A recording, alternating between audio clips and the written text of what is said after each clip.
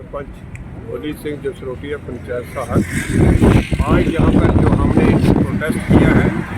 ये चौधरी साहब के फेवर में है, क्योंकि जिस प्रकार से इस तानाशाही सरकार को, और चाहे वो केंद्र सरकार हो चाहे हमारे जम्मू कश्मीर की एलजी सरकार हो, जो चौधरी साहब के ऊपर जुर्म और अत्याचार कर रहे हैं, जैसे कि वो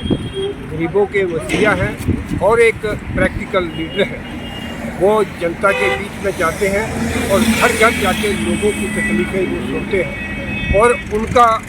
जो लोकप्रियता है वो दिन ब दिन लोगों में बढ़ती जा रही थी, और ये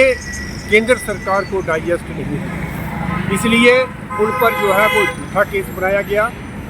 ईडी जो है उनके ऊपर ईडी डाली गई, क्योंकि अगर उनका आर्मी जो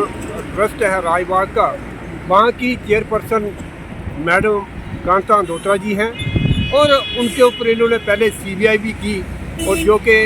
कोर्ट के अधीन है, लेकिन वहाँ उसमें कुछ नहीं मिला। फिर भी चौधरी साहब के ऊपर इन्होंने ईडी की रेड करवाई, और जबकि आर्मी कॉलेज में जो है उसमें उनका कोई भी एक भी इंच ज़मीन जो है वो चौधरी साहब के नाम पे नहीं है, और फिर भी उनको जानबूझ के डेलिबरेटली ही ये सरकार ने जो है उस ईडी केस में जो है वो लॉन्ड्री केस में फंसा दिया है। ये हम लोग हरगिज़ बर्दाश्त नहीं करेंगे,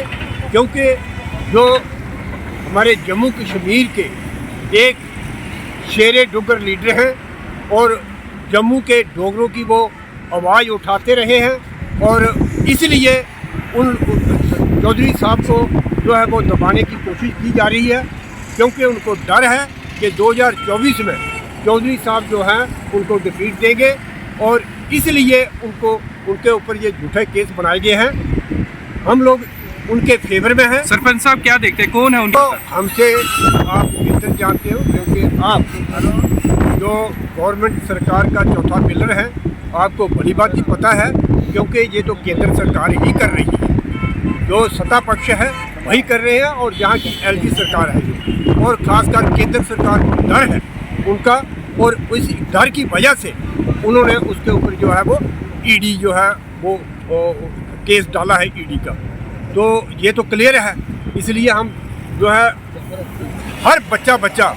चौधरी साहब के फेवर में है, उनकी सपोर्ट में है। उनके साथ जो जाति हो रही है, उनके साथ जो जुर्म और अत्याचार हो रहा है, उसके लिए पूरी जनता उनके साथ खड़ी है, और उन्हें वो जो है जल्दी से जल्दी जो लोगों की हम सब की यही डिमांड है, उन्हें जल्दी से जल्दी रिहा किया जाए।